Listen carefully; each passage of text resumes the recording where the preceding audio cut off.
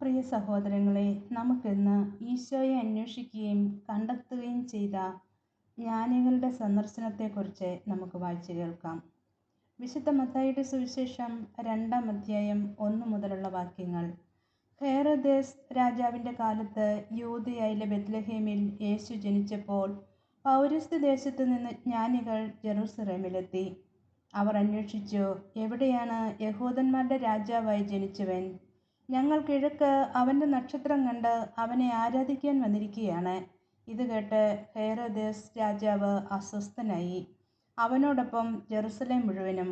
അവൻ പ്രധാന പുരോഹിതന്മാരെയും ജനത്തിൻ്റെ ഇടയിലെ നിയമജ്ഞരെയും വിളിച്ചുകൂട്ടി, ക്രിസ്തു എവിടെയാണ് ജനിക്കുന്നതെന്ന് ചോദിച്ചു. അവർ പറഞ്ഞു, യൂദയായിലെ ബെത്ലഹേമിൽ. പ്രവാചകൻ എഴുതിയിരിക്കുന്നു, യൂദയായിലെ ബെത്ലഹേമേ, നീ യൂദയായിലെ പ്രമുഖ നഗരങ്ങളിൽ ഒട്ടും താഴെയല്ല.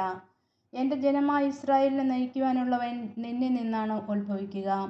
അപ്പോൾ ഹെരോദേസ് ആ ജ്ഞാനികളെ രഹസ്യമായി വിളിച്ച് നക്ഷത്രം പ്രത്യക്ഷപ്പെട്ടത് എപ്പോഴെന്ന് സൂക്ഷ്മമായി ആകാംക്ഷയോടെ അന്വേഷിച്ചറിഞ്ഞു.